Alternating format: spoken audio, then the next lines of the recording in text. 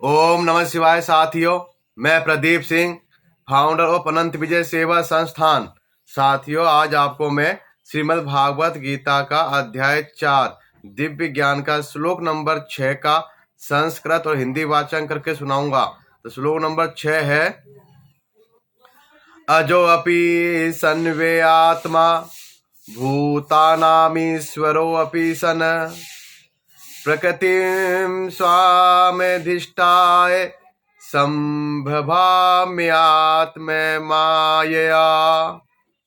इसका हिंदी अनुवाद है, यद्यपि मैं अजन्मा तथा अविनाशी हूँ और यद्यपि मैं समस्त जीवों का स्वामी हूँ, तो भी प्रत्येक युग में मैं अपने आदि दिव्य रूप में प्रकट होता हूँ। तात्पर्य है,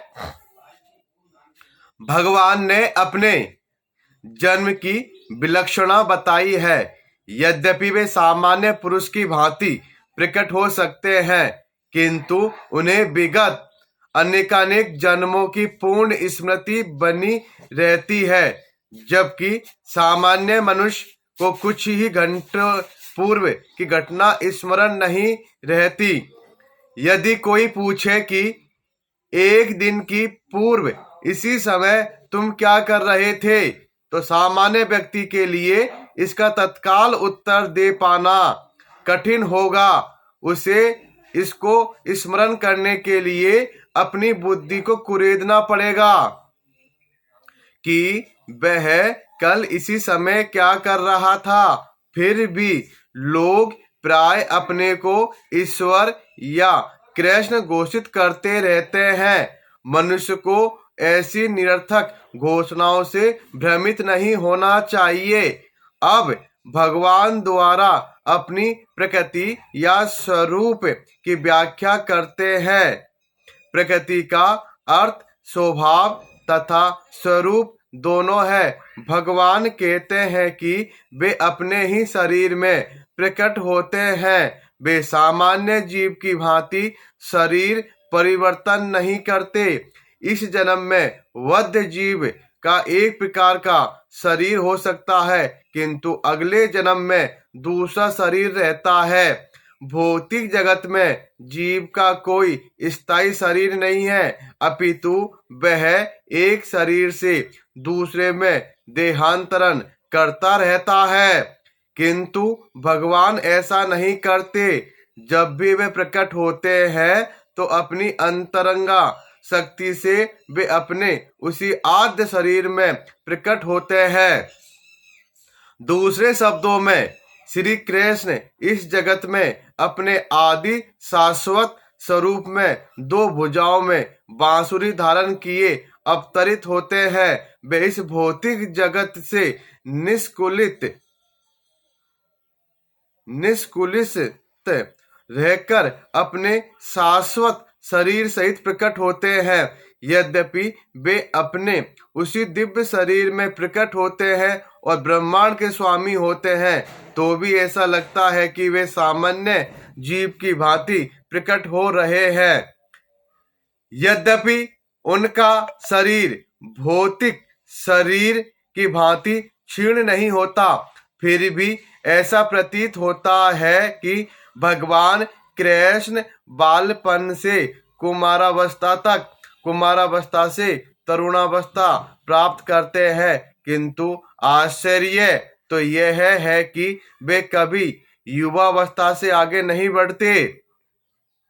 कुरुक्षेत्र युद्ध के समय उनके अनेक पौत्र थे, या दूसरे शब्दों में वे भौतिक गणना के अनुसार काफी वृद्ध थे, फिर भी वे 20-25 वर्ष के युवक जैसे लगते थे। हमें कृष्ण की वृद्धावस्था का कोई चित्र नहीं दिखता, क्योंकि वे कभी भी हमारे समान वृद्ध नहीं होते। यद्यपि वे तीनों काल में, भूत, वर्तमान तथा भविष्य काल में सबसे वयोवृद्ध पुरुष है। न तो उनका शरीर और न ही बुद्धि कभी क्षीण होती या बदलती है। अतः यह स्पष्ट है कि इस जगत में रहते हुए भी वे उसी अजन्मा सच्चिदानंद रूप वाले हैं, जिनके दिव्य शरीर तथा बुद्धि में कोई परिवर्तन नहीं होता, वस्तुतः उनका आविर्भाव और तिरोभाव सूर्य के उदय तथा अस्त के समान है, जो हमारे सामने से घूमता हुआ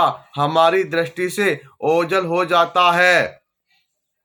जब सूर्य हमारी दृष्टि से ओझल रहता है तो हम सोचते हैं कि सूर्य अस्त हो गया है, और जब वह हमारे समक्ष होता है तो हम सोचते हैं कि वह क्षितिज में है। वस्तुतः सूर्य स्थिर है, किंतु अपनी अपूर्ण एवं त्रुटिपूर्ण इंद्रियों के कारण हम सूर्य को उदय और अस्त होते परिकल्पित करते हैं। और चूंकि भगवान का प्रकट तथा तिरोधान सामान्य जीव से भिन्न है, अतः स्पष्ट है कि वे शाश्वत है, अपनी अतरंगा शक्ति के कारण आनंद स्वरूप है और इस भौतिक प्रकृति द्वारा कभी कलुषित नहीं होते।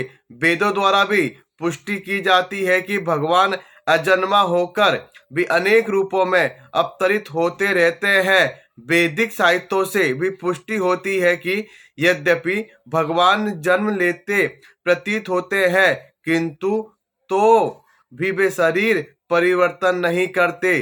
श्रीमद् भागवत में वे अपनी माता के समक्ष नारायण रूप में 4 भुजाओं तथा षड्ऐश्वर्यों से युक्त होकर प्रकट होते हैं। उनका आद्य शाश्वत रूप में प्रकट उनकी अहेतु की कृपा है, जो जीवों को प्रदान की जाती है, जिससे वे भगवान के यथारूप में अपना ध्यान केंद्रित कर सके, न कि निर्विशेषवादियों द्वारा मनोधर्म या कल्पनाओं पर आधारित रूप में।